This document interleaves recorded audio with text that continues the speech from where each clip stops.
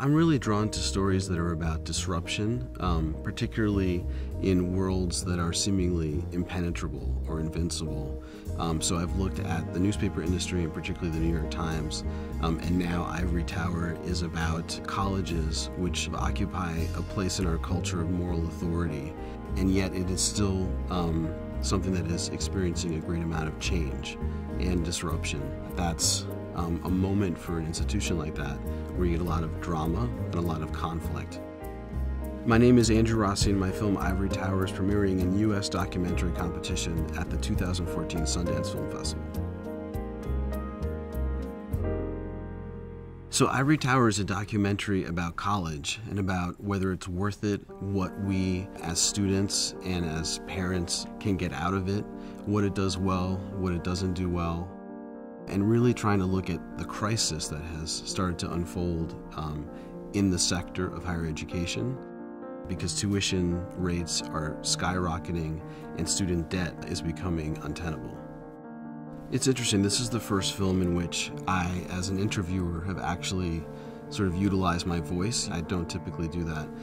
But in this case, there were some moments where the sort of outrage about where higher education has come felt too important to not voice.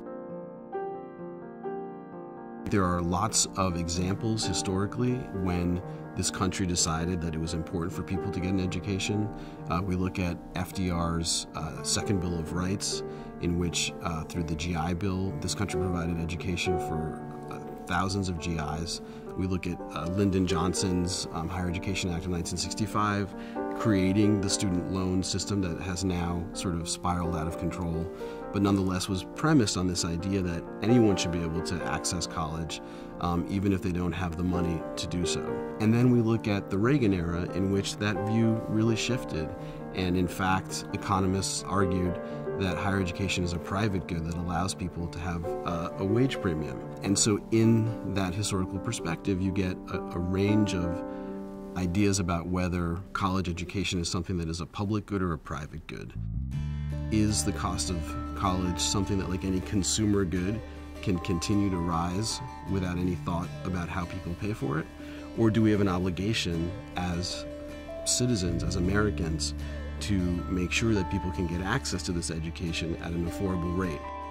Hopefully this movie provides the emotional underpinning, a philosophical framework for us to think about it and continue the conversation when you leave the theater.